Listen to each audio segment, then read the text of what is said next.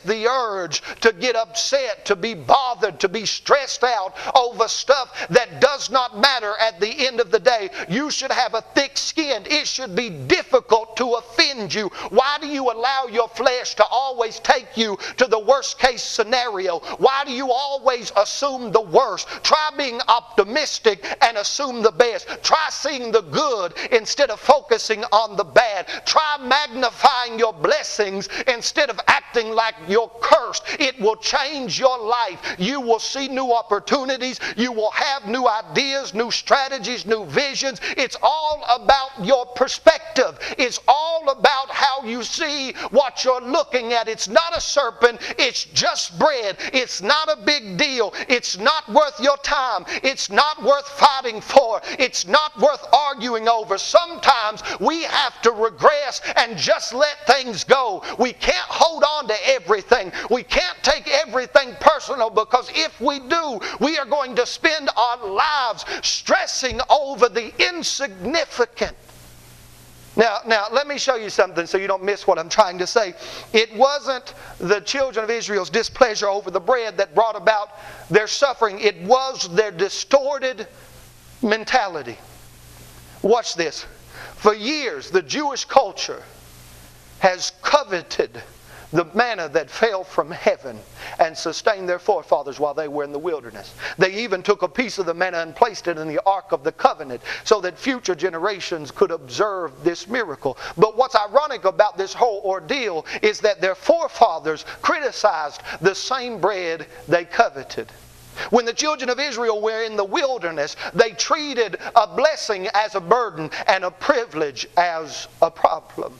Do you know that that house that you complain about all the time because the roof leaks and because the pipes are rusty, you don't invite anybody over because you don't want them to know how you live? Do you realize that someone would covet the same house that you criticize?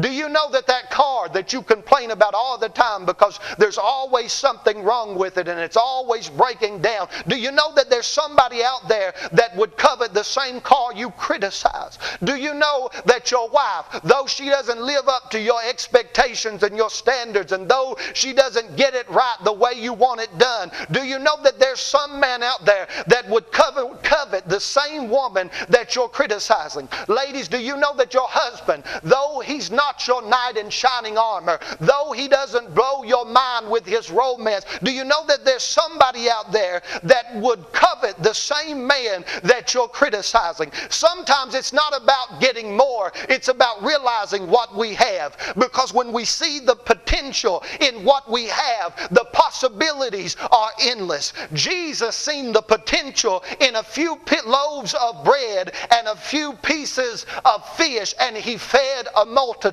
It's not that he was in pursuit of more, it's that he recognized fully what he had. When the enemy comes to deceive you, he will always cause you to focus on what you don't have. It's what he did to Eve in the garden. He showed her the tree that she couldn't eat off of. And she focused so much on what she didn't have that everything that she did have seemed to fade into the background. Her perception was so distorted, so disfigured, that she sacrificed all the trees that she could eat off of for the one tree that she couldn't eat off of. Discontentment is always sent from the enemy. When you're not happy, when you're not settled, when you're not praising and you're complaining and criticizing, it's always the work of the enemy. Paul told us, I have learned in whatsoever state I am, therewith to be content.